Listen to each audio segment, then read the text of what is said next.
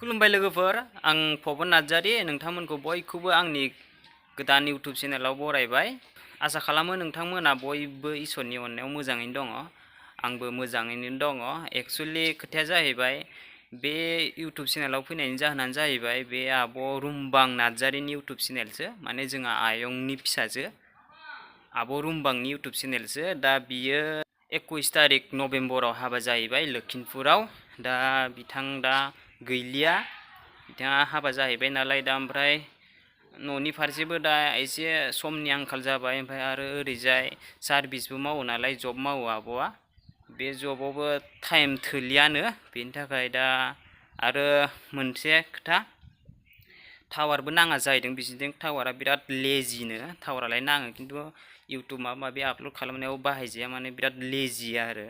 दा माथो होनबावनो, दा बेनि थाखाय मा खालामखो, आंनि जिमेलाव माने बे गावनि इउटुब चेनेलखौ ट्रेन्सफार खालामनानै हरबाय आरो। दा आब'आ सिगांनि फुराना मेथाइफोर हगारोमोन, ओमफ्राय दा आङो बिदि हगारनो हानाय नङा। मानो होनबा बिराद दुखु मोनो मानसिफोरा, जाय बे मेथाइखौ बानायदोंमोन, माने थाखा खरसा खालामनानै बानायदोंमोन नालाय, गोदोनि फुराना जा गोदान जा, आं बिदि हगारा। माने आब'आ माने ओरैनो न'आव थायोमोन नालाय सिगां, ओमफ्राय दा आब'आ माने माबोरै पाब्लिकफोरखौ माबा इन्टारटेनमेन्ट खालामनो, माबोरै माने रंजा फुरथि खालामनो साननानै दा आब'आ बिदि इउटुब चेनेलाव बे गावनि बिदि फुराना मेथाइखौ हगारदोंमोन आरो। ओमफ्राय दा आङो बिदि हगारलिया। आङो बिदिनो आंनि लाइफ जार्नि, आं सिगांनिफ्राय मेम'रि थालांनाय भिडिअफोरखौ नोंथांमोननि सिगाङाव शेयार खालामनो सानबाय आङो।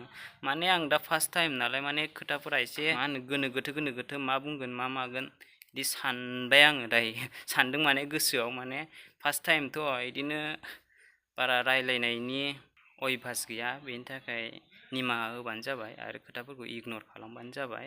दे बे चेनेला दिनैनिफ्राय आंनि जासिगोन, ओमफ्राय आं बिदिनो भिडिअफोर हगारनो नाजासिगोन। आरो जेरै आब'खौ नोंसोर सिगांनिफ्रायनो सापर्ट खालामबोदोंमोन, जेरै आंखौबो बिदिनो खालामलां, आंबो बिदिनो हगारलांगोन। खिन्थु आं मेथाइ हगारा, बिदिनो आंनि पाब्लिकनि बे ब्लग भिडिअफोर हगारनाय जागोन। आं एबाउट सेक्सनाव आं लिरनानै होखागोन, नोंथांमोना थांनानै नायहैबानो जाबाय आरो बे एबाउट सेक्सनाव। ओमफ्राय आं दा नामखौबो सोलायाखै, आब'नियानो दंथ'यो, खिन्थु आं नैबे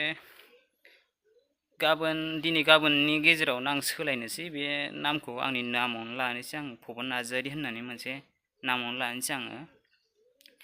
दे लोगोफोर, आसा खालामबाय आरो आंनि गोदान भिडिअखौ नायलांनो थाखाय नोंथांमोना साबस्क्राइब खालाम आरो खाथियाव थानाय बेल आइकनखौबो थुबानो जाबाय। दे लोगोफोर, बाय बाय। आं दिनै बेहायनो दोनथ'नोसै। दे।